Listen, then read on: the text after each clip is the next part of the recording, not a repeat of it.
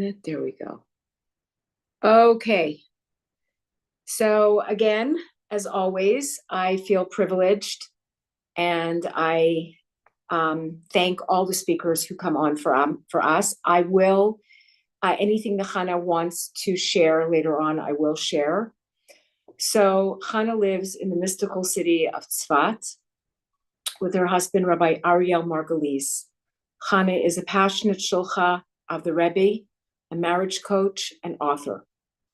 She is the CEO of Gula Wives, an online community that empowers Jewish women with tools and a Gula mindset to receive all the joy, love, and connection their marriage has to offer. Chana is a sought-after motivational speaker worldwide. She has articles and videos are featured on Chabad.org.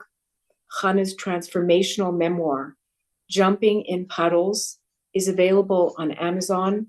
Chana's latest book, Nurturing Light, Emotional Freedom, is also available on Amazon and sold by Kehot. And with that, thank you so much. And we just really look forward to it. And I'm going off, and please, we look.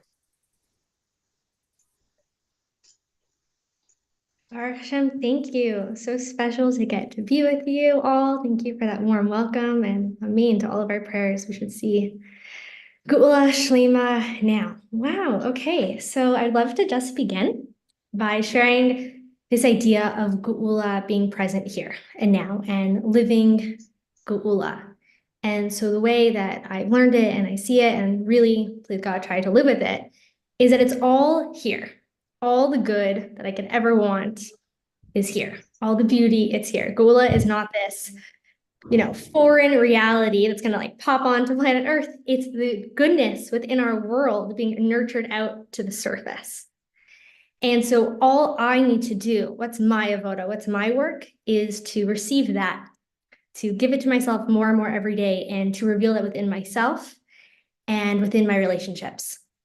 And so what I'd love to focus today is on the power of speech, and specifically on the power of speech within our relationships. And so this tool is something that is, well, it's really a skill because it's within, right? A tool is something, I pick up a hammer, it's outside of me, versus a skill is a soul power. It's something I'm drawing on within myself. So this is a soul power, a skill called Speak to Illuminate. And thank God, I've seen it really transform my relationship with myself, my relationship with my husband. I've seen it transform so many women's marriages and relationships with my sister, my relationships with construction workers in my house, literally anyone I'm going to speak with. I'm just laughing because that was a big part of today. All right, so this is based in a sicha from the Rebbe. If anyone wants to look it up later, it's Chelik Chaf Zayin from the Lubavitcher Rebbe. And it's on Parshas Emor. So it's a very technical sicha. Like if you like different mafarshim and like really that deep dive, it's really a fun one. I've just pulled out some main points for us to explore this concept of how powerful our speech is and what this gift of speech is that God, that Hashem gives us. Thank you, Hashem. And this is based on Parshas Emor. So Emor opens with the idea of Emor el Kohanim, speak to the Kohanim. But the Parsha itself, the Torah reading itself, is only called Emor, speech. And this speech, when we talk about Emor, a speech, there's many different, as Jews, right? We have so many different words for speech, whatever is important, like the Eskimos have like 10 different words for snow, because it's such an important thing. We have so many different words for speech, because it's so part of who we are. And so Emor is actually a very feminine speech, a gentle speech, if you will. And so this idea of Emor, it must have its own significance, because it's not just speaking to the Kohanim. The word Emor, speech, is something that all of Bnei Israel, all the children of Israel are being commanded in. And so it's kind of this mysterious thing in the Torah. What is this commandment of Emor, of speak? It's almost as if God's just telling Jewish people, talk. And we're like, okay, Hashem, sure, why not? We're good at that. But like it's this mysterious thing. What is this mitzvah of speech? So the first approach is maybe it's this mitzvah of speaking words of Torah, but we already have a mitzvah of speaking words of Torah. And so we're going to uncover is that this mitzvah of speech, of Emor, is actually speaking to illuminate the good within ourselves and the good within everyone in our life and everyone in as part of the Jewish people, every person we interact with. A very empowering, positive speech. But let's take it step by step. The Rambam has this incredible layout of how to identify a Talmud Chacham, a Torah scholar. And there's all these different qualifications that you can read, and you're like, oh, I know that one's a Torah scholar. And they're very specific. And one of them is that a Talmud Chacham, a Torah scholar, only speaks positively about his fellow and doesn't speak negatively. So the Rambam, of course, is the codifier of Jewish law. It's extremely specific. And so this is redundant, right? To say only the Talmud Chacham only speaks positively about his fellow and doesn't speak negatively. Well, if he's only speaking positively, there's no room for that negativity. And so why is there this repetition? We're going to hold that question for just a moment. And we're going to look at this idea of lashon hara, or damaging speech. And so we know from the Gemara that lashon hara kills 3 people. So the first person is the person saying it. The second person is the person listening. And then the third person is the person who is said about. So seemingly that doesn't really make so much sense. What did the poor person do? They're just being talked about behind their back. Why does it have to damage them? And the reason being is that when someone is spoken about, it affects them. It draws out. Whatever is being spoken about, speech has this power to draw forth. And so, of course, the Rebbe's positivity bias, we're not going to leave it there. We're going to bring it to this very positive space. If that's true about the negative, if someone isn't even present and they're being spoken about negatively, God forbid, and it's drawing out that negativity inside of them, even if it wasn't there before and it's being drawn out, then how much more so the positive? Whenever I speak positively about someone, even if they aren't there, it draws out something called their kohos nelam, these hidden soul powers. And this is what we spoke about a moment before, about this idea of Gula, that it's all here, all the good, all the positivity, all the beauty I could ever want inside of me, any good quality I could ever want to own. The good news is we already have it, because I literally have a part of God inside of me. We have a Halak Elokah Mamal Mamish. We have a part of God inside of us. And so all the good is just waiting to be drawn out. Okay, so that is the idea of just by speaking about it, we know from the negative that it draws out the negative, and how much more so, because midas tova maruba. A good quality, sorry, I'll say it a little bit slower because it's such a powerful quote. Midas tova maruba. A good quality is abundantly more powerful than any seemingly negative quality.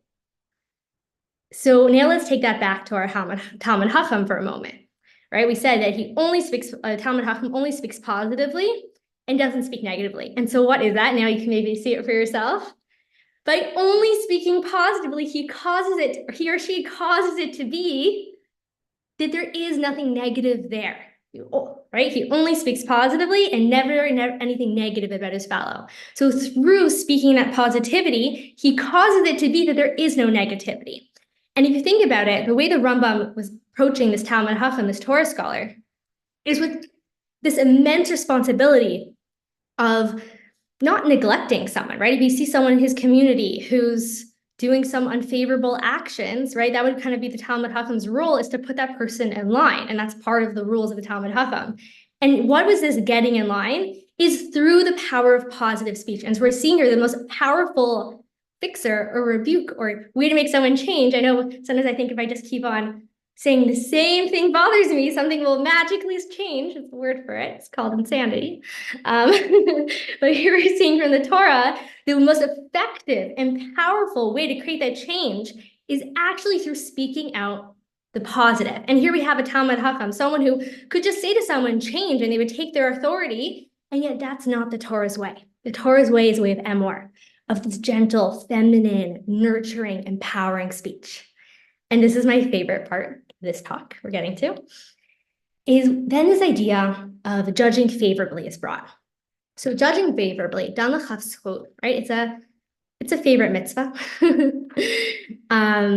It's something that we just know about. Of course, I have this mitzvah to judge favorably. If you're just hearing about it, yeah, we have a mitzvah to judge favorably. And so the way it's normally thought about is just get the person off the hook. Okay, you messed up, poor guy, he probably had a hard childhood, or oh yeah, she couldn't follow through, she's so irresponsible. It's just because she has so much going on. Like we just find a way to get someone off the hook, and usually by just writing it off. And so the example that's brought is someone in the marketplace. So the marketplace back then was this place of like temptation and desire. I guess it was, I don't know what the equivalent was, but it was a place that was like not a desirable place to be found. And so the idea is that someone in the marketplace, you just judge them favorably, that poverty or whatever it was brought them to that space. But that's not a merit, right? The merit, the mitzvah, danachaf, schut. Schut is a merit, and it's connected to the word zach. And so I don't just want to get them off the hook. I want to actually create a merit for this person. I want to fulfill this mitzvah of danachaf schut, which is danachaf zach, like judge them to the place that they're actually pure and they're actually filled with zechayas, with merits. And so how do I do that? And that's when this idea of kochos nelam, hidden soul powers, comes in. And this is so, so beautiful. And just take a moment to take a nice deep breath and really breathe into this idea together. Whatever the negativity is, midas tova meruba, the positivity is abundantly greater and stronger and more potent. So meaning, if I see someone and I'm thinking, oh my gosh, they're just so lazy. Just so lazy. What are they doing? And so I could be like, oh, okay, they're probably tired, so I'm getting them off the hook. But no, I actually want to bring them to this place of merit. So what does that mean? However lazy they're being actually shows me what a koach, what a power of energy and strength and enthusiasm and activity and being proactive they have. Whatever the negativities that I'm seeing, it reflects on it's almost like the iceberg, right? It's like you don't see what's underneath. So I might see this little bit of negativity sticking out that shows me that they have so much more of a soul strength for that thing inside. Why? Because they wouldn't have been given that challenge by Hashem. It's bringing Hashem into that relationship if they didn't have that incredible ability to overcome. And then the divine providence of why am I seeing this is to speak out that positive quality and illuminate it in that person, because by speaking, I draw it forth. And so to give an example, let's say I feel like I'm just such an unorganized person. So I could write myself off. There's so many reasons I'm unorganized, so many things going on, Or I could actually say, no, the fact that I'm disorganized shows that I actually have this incredible power for structure or productivity or just organization inside of me. And by speaking out that and trusting that whatever the negative quality is, there's abundantly more that positive quality there. It allows it to come to the surface, and it's really not hard. It's almost automatic. It's a mystical situation here. And so just one more point of this is the idea that then is brought that to warn the children, that a person is a mitzvah delahaz here to warn their children, I guess, against negativities or sin or whatever it is. And the word lahazir is also lahazir, right? It's to warn, but it's also to make shine, to illuminate.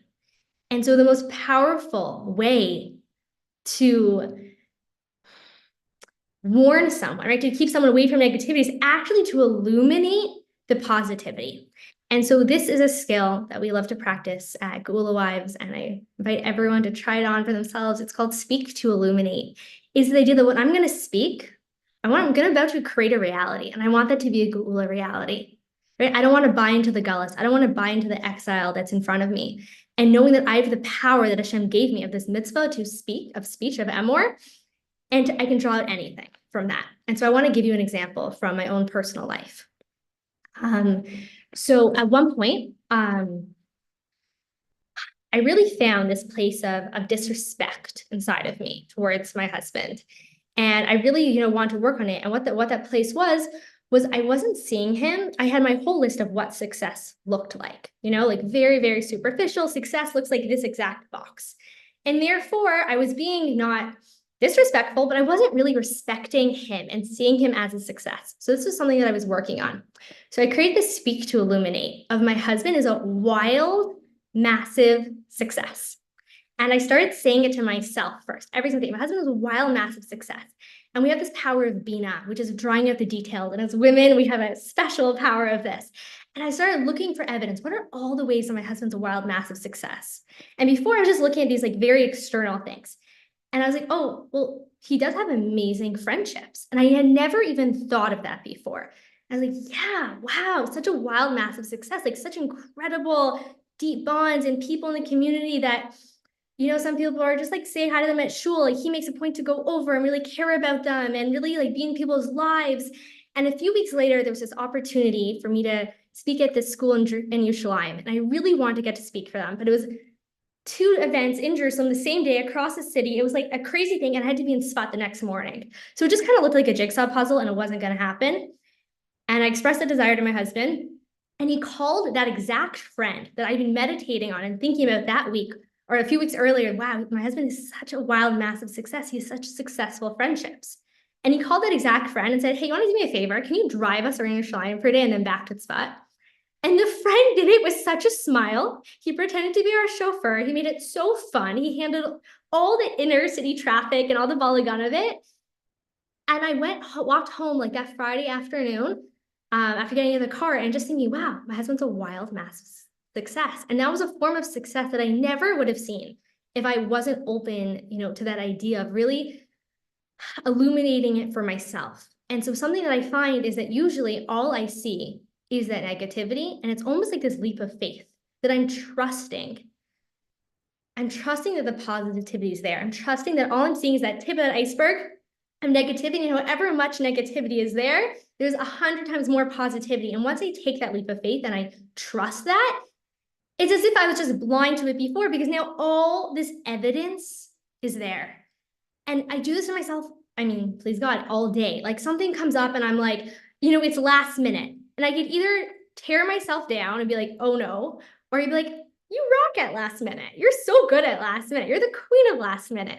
And it's just taking that moment to illuminate. What do I want to illuminate inside of myself? Which quality? The panic quality? No, thank you. The really stressed out quality? Yeah, being there, done that.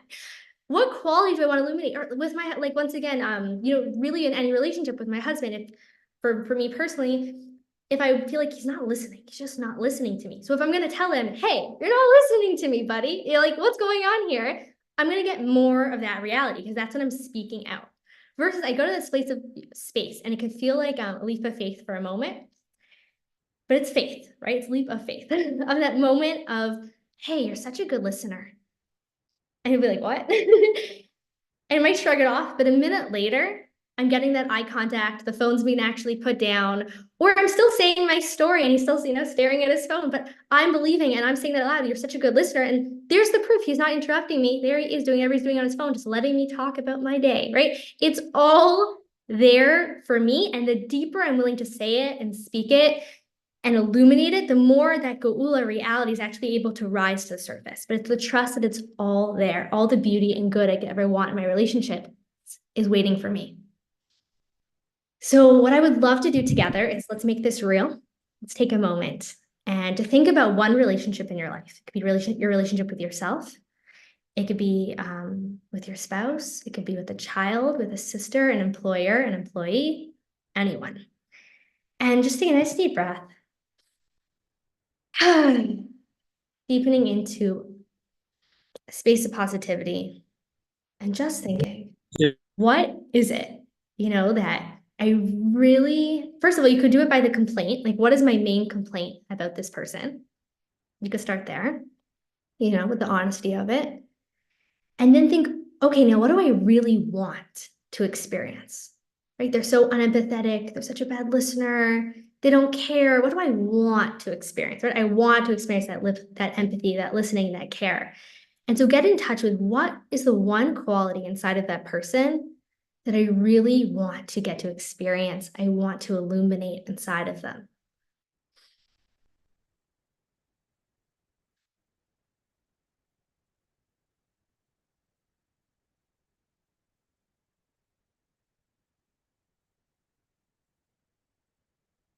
And just picture yourself saying those words to them. And you might never say that to them out loud, but just really picture what would that be like? Maybe they'll laugh. Maybe they won't believe me. Maybe it'll totally change up the dance. But what would it be like to see them from that lens? And now really stretching our muscles here. and see if you can find 3 pieces of evidence. And if you have a piece of paper, I find it really helpful to just write them out, or you could just think of them. 3 evidences for where you've actually seen this quality inside of them. And it could be it was the size of a pea, and that's totally perfect. Like, I'll start with that.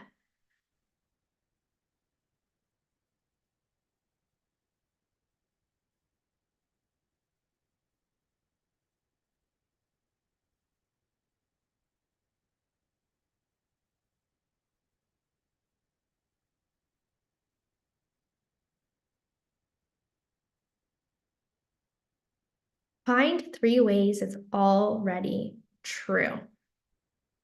They already are loving, they already are caring, and it could be it's not with you, right? It could be you're just seeing that that quality does exist within that person. And the trust is that they have a godly soul, right? They have divinity inside of them. And so all good qualities exist in some measure within them.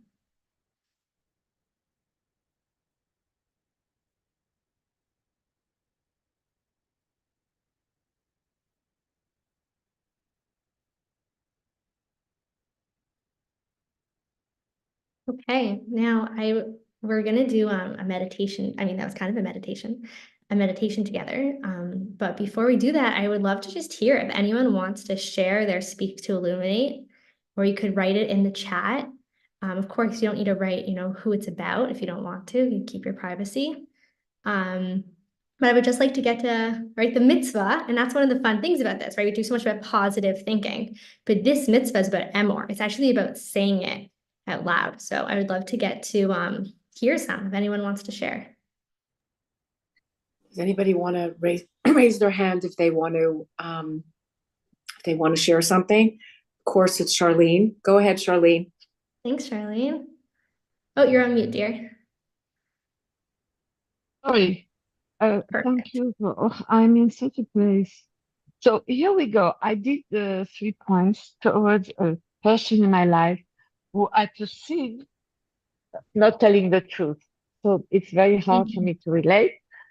So I decided to put 3 points, and I saw there's kindness, there's generosity, and there's sharing, Wow. even if that is not the truth. For the way it should be the truth. The truth is emet all across, and it's not there, but I see good things. So that Wow. really relieved me a lot in my heart, Oh, I'm so right happy there. you gave yourself that. That's it for Wow. me. Sounds Okay, like I'm done now, me. I love how it sounds like you got illuminated through that Yes, speech illuminate. You yes. illuminated those qualities in them. And what a mitzvah, that you took that moment to see the good in them. And I love how even though you weren't able to see the quality of truth, which is what you would like to see, you were able to see all these other positive qualities. And good qualities have a habit of being friends with each other. And once I'm rising one up, right, it's gonna bring them all up. So I love your lens. Thank you for sharing. Thank you. And there's some For in the chat. giving. I'll just read them. You are kind, you care, you are healthy. I love it. So positive. You're generous, you're dedicated, you're consistent. Oh my gosh, I love the generous one. Right? It's like someone's being stingy with me. It's just like, you are so generous. And the truth is Midas Tova Maruba. Sometimes it feels like, oh, I'm tricking myself, I'm lying to myself. This is the truth. And that's the beauty of this whole thing, is that Gallus is the lie, exile is the lie, the negativity is the cover-up, it's the protection, it's the layers. The truth is the godly true soul. The truth is the good inside of us. And when I speak to that part of someone, and this is one of the most incredible things for me, that always catches me by surprise. When I speak to that part of the person, when I speak to their essence, I speak to the positivity, they believe me. Like maybe there's a moment of like, oh, you're just being nice, or oh, you're just kidding. But they start shifting in that way because that is the part of themselves that I am speaking to. And even if you think of the mitzvah of Hallel that we say on Rosh Chodesh, that Hallel means to draw forth. We're drawing forth all these positive qualities of Hashem, Hashem's rachamim, Hashem's kindness, Hashem's love, Hashem's power. We're drawing those to the service through our speech. So as Jews, this is just something we do. And even, sometimes I'll even try it with people if they're running late a lot, just you're so good with time. They were only 15 minutes late. They weren't half an hour late. They weren't an hour late. And I noticed that next time they come on time because I'm someone who sees them as someone who comes on time. And so just for that positivity, it's just the Gula hack. All right, so we're gonna go a little bit deeper into it. And I'd like to speak about in the world of our own Kodesh Kadoshim, right? So there's the public realms of speech, and then there's the inner realms of speech, my own holies of holies, my mind. No one will ever know the way that I speak to myself. Is that voice kind or is that cruel? And yet it's the single thing that makes the biggest difference of my quality of life and my experience here on this earth. Is how do I speak to myself? And it's funny because when you're speaking to yourself, try speaking to yourself for a second in your head. Like, it's not your voice. It doesn't sound like a voice. It's literally this inner sanctuary. And we learn in Hasidus that our thoughts affect us deeper than anything else because it's literally touching, it's the closest thing to the soul. Like the soul is like this Niagara Fall energy. And like the next energy converter down is our power of thoughts. And so I'd love to just speak about this idea of what does my speech to myself sound like? And just asking yourself the question, what would I love for my inner speech to sound like? What would I love for my inner voice to sound like? Is she kind? Is she gentle? Does she judge me favorably? Does she give me the benefit of the doubt? Does that voice know I'm trying my best? Does that voice encourage me or tear me down? And what I think is so powerful about this is that it really is just between me and Hashem. Like no one else is going to know what this sounds like. And this is just the idea of being my own best friend, right? No matter where I go, here I am, I'm with myself. And so cultivating this inner speech that illuminates me, it's a gift that I get to take into every single scenario from the first waking moment of the day, right? That inner thought of today's going to be a great day, or you've got this, or like that rise and shine energy, or like, oh no, it's me again, like just even from that morning moda'ani for that whole day, being aware of this voice. And we speak about the Jewish woman as the keret habayis, the mainstay of the home. And that means to me that I'm the keret habayis of my own inner home, right? My own emotional world, my inner world, that is the energy of my home. Whether there's 20 people in it or no one's home, I get to be the energy of the home. And where do I set that?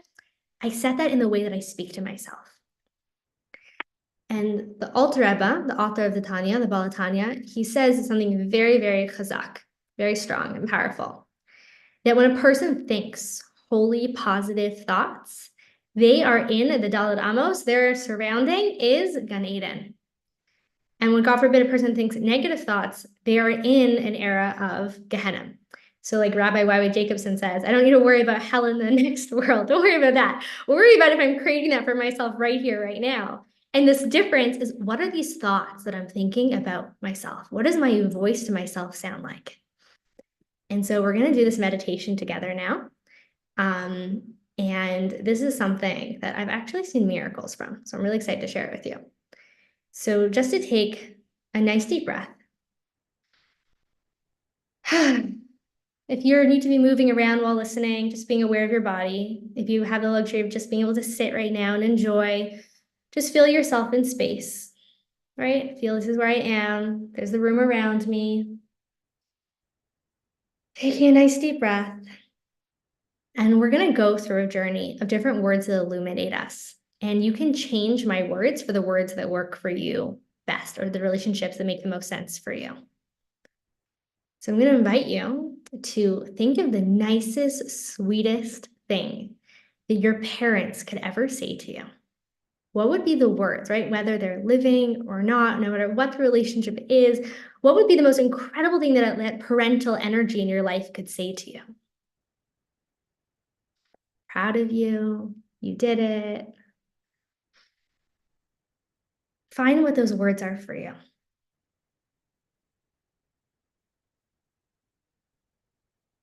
And just let them melt you. The beautiful thing about the body is it actually doesn't know the difference between that parent saying it and you illuminating yourself with those words right now. So just visualize hearing those words.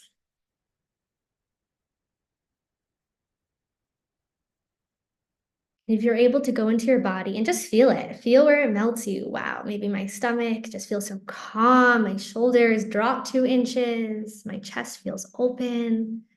Check in. How does hearing those words illuminate you?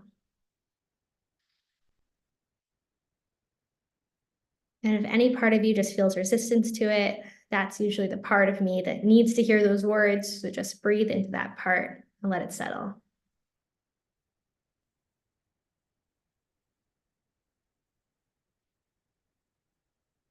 Okay, next. The nicest thing your husband could ever say to you. You know, this is whether you're married or not, right? Whatever that idea for you of that husband is, what would be the words that would make you feel just so seen and so whole and so cherished? And give that to yourself right now. Illuminate yourself with those words.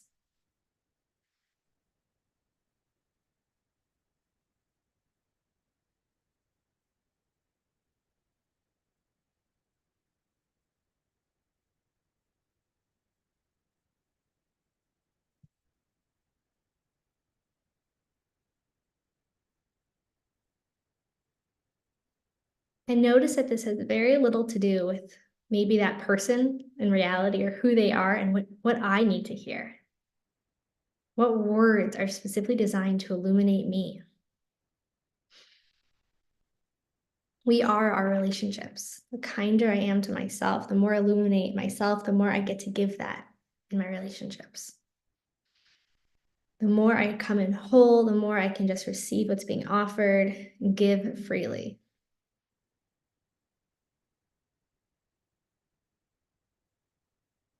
You're doing amazing. Deep breaths. The nicest thing your child could ever say to you, whether or not you have children, the nicest thing a child could ever say to you, go for it.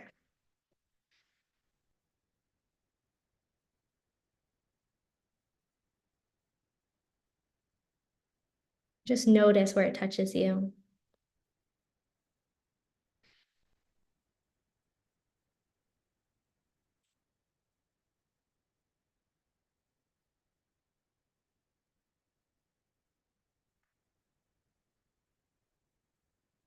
The nicest thing a stone in your house, observing your life, could ever say to you. Just that fly on the wall.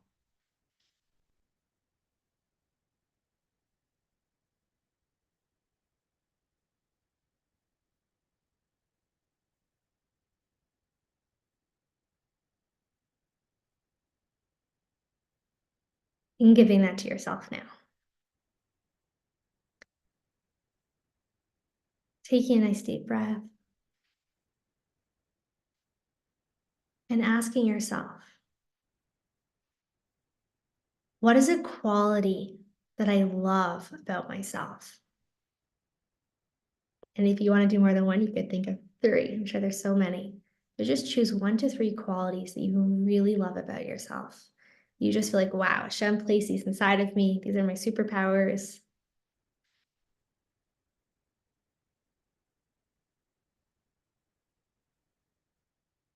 And asking yourself, which words illuminate these qualities? What inner thoughts do I say to myself that illuminate that quality inside of me?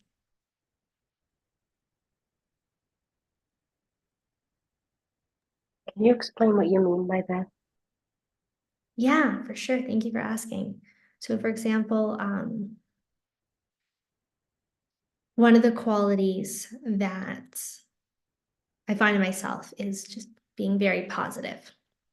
And so what thoughts illuminate these qualities is when I say to myself the other day, you've got this, or Hashem's with you, right? Well, those are 2 go-to thoughts. And I think that it brings out that positivity.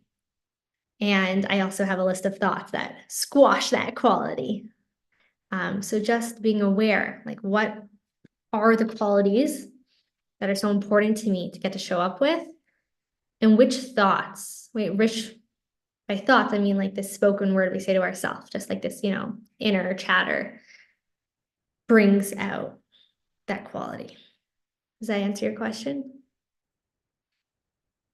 Yes, thank you very much. Pleasure.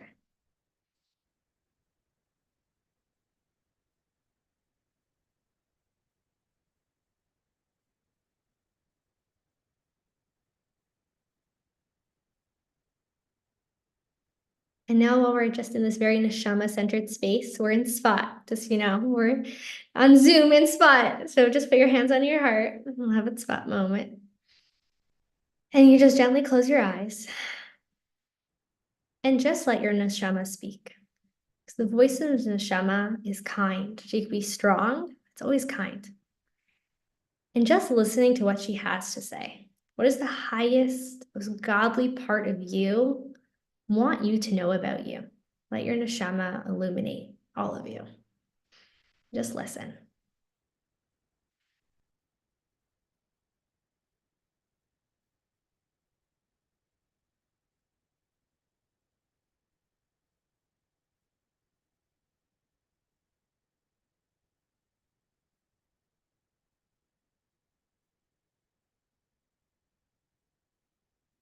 You can take your hands on your heart and give yourself a little hug with it if you like. And just noticing. And you can come out of the meditative state, take a nice deep breath. And just noticing throughout the day, noticing. When am I saying things to myself that squash these qualities? And when am I saying the words that I need to illuminate all of these incredible soul powers? Because there's no way I'm ever put in a situation without the powers that I need for it. And sometimes they're hidden soul powers, they're Koho Nelem. And so just being able to know which words are going to unlock my heart, which words are going to draw this out. And I don't have to believe it. I just need to say it. That's the beauty here. And something very powerful, this is from a different talk, but very powerful from the Rebbe. It's actually the talk that my husband gave at our L'chaim, at our engagement, which is very telling. He was setting the tone for our married life. In that talk, it's called Margulies the Pama Rabba. It's a very short talk, it's about just a few pages. And there the Rebbe says that in our generation, we only have koach, we only have strength, we can only handle his azakus, his adadus, strengthening and encouragement.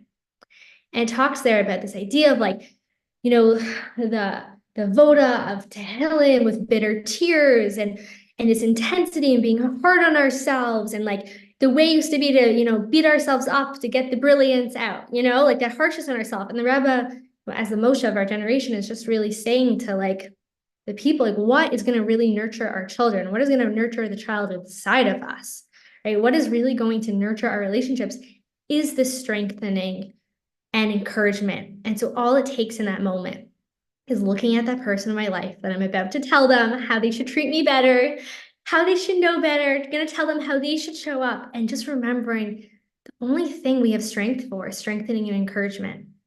And so how can I speak to illuminate this person? How can I turn that complaint into what I really want to experience? How can I get in touch with my desire of what I want to experience here and use this God-given gift of speech to draw that out? Yeah, thank you so much for the opportunity to go to that heart-centered and neshama-centered meditation space together. Thank you for everyone who gave yourself that gift of just receiving it. And I'd love to open it up for, I think if it's okay, for questions. Or So maybe... we only have a few minutes. Okay. But I just got to tell you that I'm in awe of you. I'm just in awe of you. Honestly, you're much younger than most of us on this group, and the concepts and the ideas that you brought and how you've incorporated into your life and how you're bringing it to the olam, I tell you, I'm in awe of you. And it just for all of us on this group, it really just solidifies how we find these magnificent gems in these Jewish women all over the world, in every little place that nobody would ever, and Hashem just plucks them out. and he brings them out to the world to bring their gorgeous beauty. And that's what you are. I just got to tell you, I'm in pure awe of you, Chana, really. Thank you so much. Just amazing, amazing. And the ideas that you brought forth, we think about them, but the way that you did it in such a practical, tangible way, like it's just unbelievable. It's really unbelievable. And thank you so, so much. I can't thank you enough. Okay, I'm going to open it up just to do, really honestly, it was amazing. Thank you for illuminating me with all that love. I really appreciate it. Thank you so much. Thank you for the opportunity to get to be with your Thank you women. for illuminating us. You illuminated us. Welcome. So I'm going to open it up to two questions because it's getting a bit late here in Eretz HaKodesh. So who has a question? Does anybody have any questions about this method or how to incorporate it into your life or what Chana's doing? Anybody would like to further? It's such a beautiful thing. I think it could be life-changing, mamish life-changing. Not only the way we look at others, but like, it's amazing. You know, there's a concept in Breslov, I'm sure you know about this concept, and I learned this many, many years ago. So it takes what you're saying and it brings it it just brings it like more to Beis Din Lamala.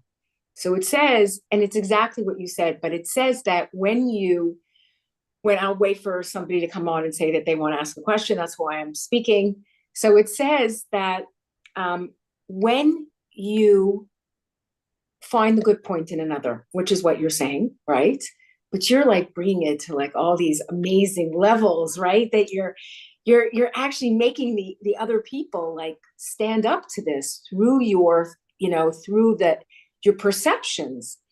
So it says that when you do that what happens is in the Beis Din Lamala, they say, wow, look at that person. Look at these qualities of this person, wow. Right? Look at how good these qualities of this person is, right? And then this whole thing happens, and it says that HaKadosh Baruch Hu, because of the illumination of these good qualities that were brought up about this person to the Beis Din Lamala, Hashem then gives this person chusim, and through those chusim, isn't that amazing? Through those chusim, people can, let's say someone sees something about, a Jew who's not, in their eyes, not doing something right. But let's say, like, you all of a sudden you say, like the up to the Rebbe, right? And you say, wow, look at that person went and did this. And in Shemayim, they go, wow, look at that, right? And then it says that Kodesh Baruch Hu then gives them the schus to do the tshuva they need to do in order to become that person. But Naomi, you're describing the exact opposite of why Lashon Hara is so terrible. Right. You're describing how to bring Mashiach. Right, what you both just did now. Do you understand that we all have what it takes? You don't have to buy it in a shopping center. You don't have to fly to Timbuktu. You have to. It's in the thought, and we have to develop this because Nashim can bring Mashiach. We want Mashiach in the good way and for all the right reasons. You both, do you feel the MS in it? This is the recipe. Of course there's MS. Naomi, you're always looking for that recipe. No, but got Rabbi the recipe. Rabbi Kessin he did a whole series on Lashon Hara, and he said exactly that. He says, when you speak Lashon Hara about somebody, what happens is it goes up to Beis Din Lamala, right? It goes up to the courts in the heavens. And what happens is not only is the person you're speaking about judged, right? So you're harming the person. You're not just speaking about that person in this world, right? You're not just using your speech and all of a sudden the person next to you goes, yeah, I agree, you know what, right? You're actually creating in Beis Din Lamala a judgment against them, because you're awakening that judgment against them the same way that you're awakening the good points in them, right? So what happens is the Beis Din Lamala, Rabbi Kessin says, looks down and goes, oh my gosh, they're right. We should judge this person. They are nasty, whatever you're going to say. But then the Beis Din Lamala says, on top of it, wait a minute. She said this about this person, right? What about her? Let's look at her and let's judge her. So not only are you creating judgment on the person that you've spoken about, but you're creating judgment on yourself. You're actually opening up the heavens. The books are opened. You open your books. You bring, but what you just did today, what Chana did and you just brought out was the exact opposite. And it's not Lala, it's not naive. We all felt it on this call. We all just did it. We're not even in the same room. And we felt it. Unbelievable. And and the way Chana did it, the way she brought it, she personifies it. Can I add something? You can feel when she speaks that she lives it. So can I add something about Lashon Hara? Please, go ahead. It's actually 3 people are affected. You. Right. There's a third person. You're talking and the person to, listening. The person and the listening. other person. So what happens when it's a rumor and a lie? I mean, that part, if that person, then they are judged favorably. What do you mean?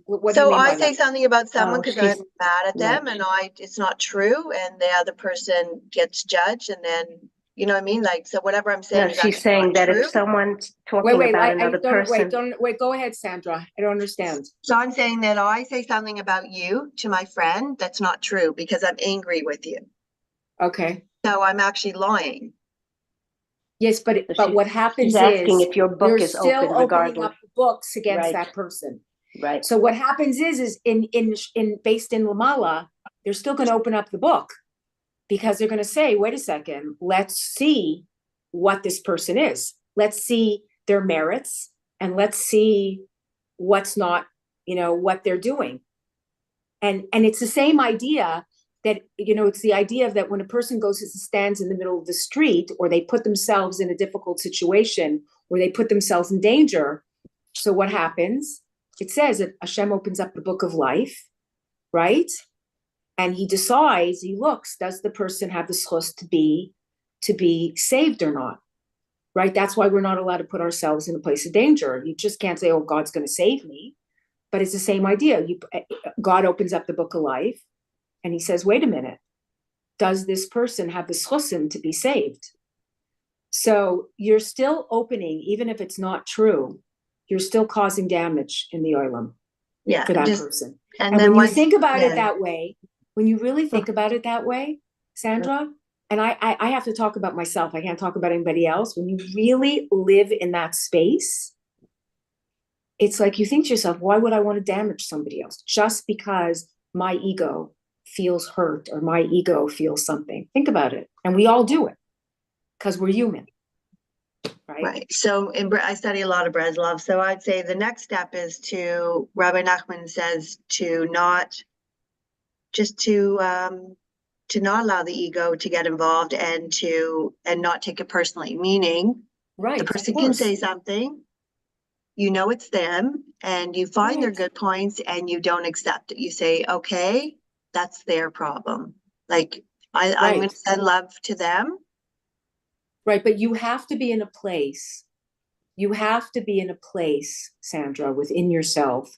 And that's the studying that I've been doing in the last few years. You can't bittle yourself unless you are really secure and safe within yourself.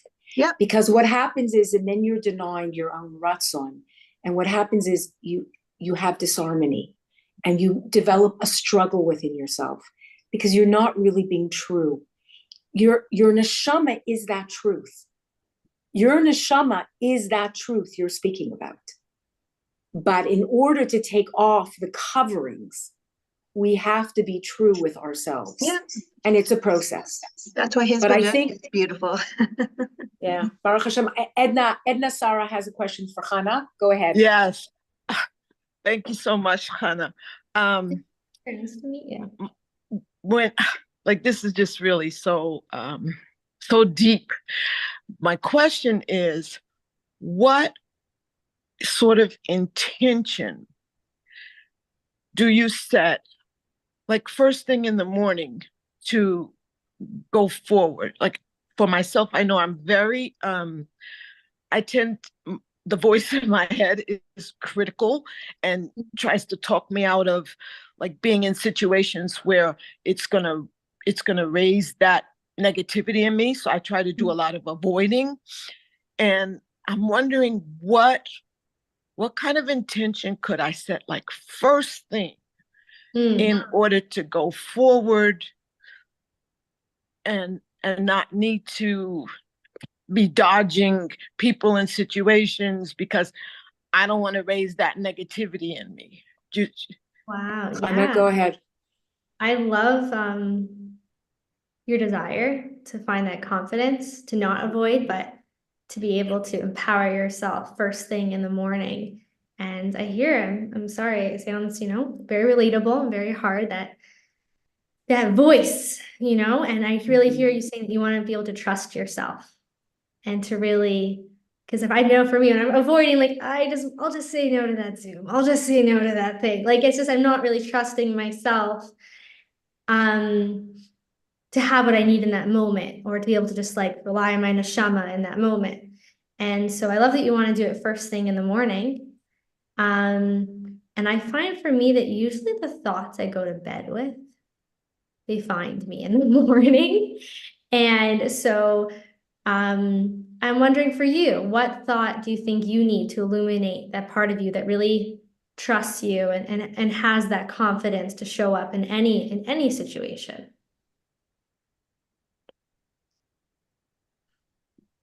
I guess it would go to be talking, like trusting Hashem that tomorrow he'll be there with me.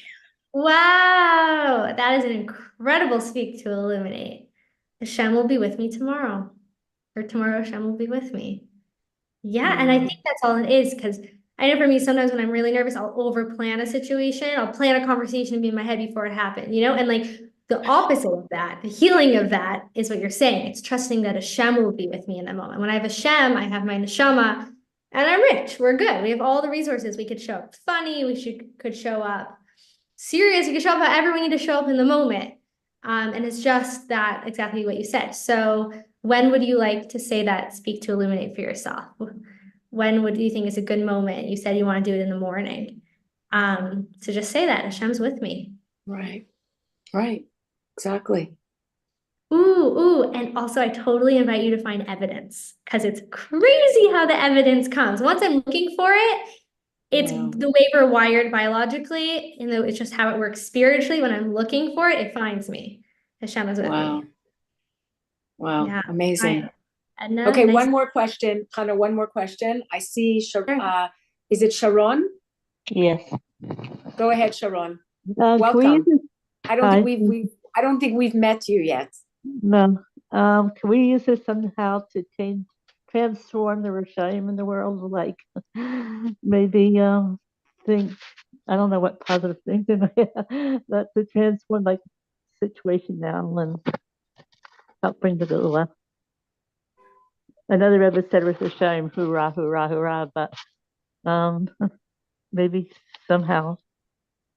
I was actually thinking about that today. I was actually like, how do we use that for this situation? I mean, I think definitely speaking positively and thinking positively about our Chaylim and Chaylo, and even like the people in power and government, if I don't want them to be there, like just they're there, and just empower them with some positive thoughts. I think for me, you know what I mean? Right. Like my friends, like I drew by the parliament, and I just sent them so many positive thoughts. Two of my friends said that to me. But in terms of, but you know what, also, Chana, maybe even to send them thoughts of maybe thoughts, not just like empowering them to, but giving them thoughts that would be like more based in Torah. Like maybe, right. Reality. Like maybe sending them more like,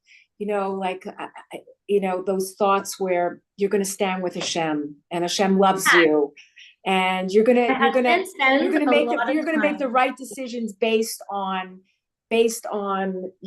holding on to Hashem, something like that. You know what I'm saying? Rather than just, right. It's just amazing, because we had a speaker 2 days ago who was an emotion code. And we had this whole, it's so funny how Hashem works. he creates continuity on specific topics. And we had this whole discussion afterwards, how we can take this group, because sometimes we're hundreds of women, that whatever come in and out, and how we can take this group and we can do a collective consciousness together. And here you are almost talking about the same thing. It's so amazing. Talk about seeing the evidence, right? Here it is. Coming with us. I love that. I love it. And I just want to address it. I think what Sharon was asking was about when it comes to like evil. I think that there is a certain point of like redeemable evil, like klipas noga, and then there's shlosh klipas hatameas, like Amalek evil, where we're not trying to. The elevation is the destruction is the elevation. That's how sometimes you elevate things. And so I do think that, but just I think in that areas it's less focusing on like. It's more focusing on that speak to illuminate with Hashem. Like Hashem, I trust you to bring us to Gula Shlema. I trust you, redemption is imminent. I trust you that Gula is Right. here. Thank you, because the most Right. powerful prayer is thank you. Thank you, Hashem, for Gula. Thank you that it's here. And Right. whenever I'm not seeing it, it's my lens, right? It's just the reality around me. It's not the true reality. And just asking myself, how is this Gula? Because I know it's here. I know it's here. And so just, how is this Gula? And just that one question, it reveals it so fast. It gives permission for it to rise. And I just wanted to show, in case anyone was really interested in the Sikha and wanted to learn it inside, because it really is very powerful inside. This is the book I learned out of. Oh, it's backwards. But L'Kufi Sikhas Chelek Chav Zayin. It might even be online. Parshas Amor. Amazing. Amazing. Amazing. You were amazing. Amazing. I'm stopping the live stream because you're just amazing. You're amazing. You're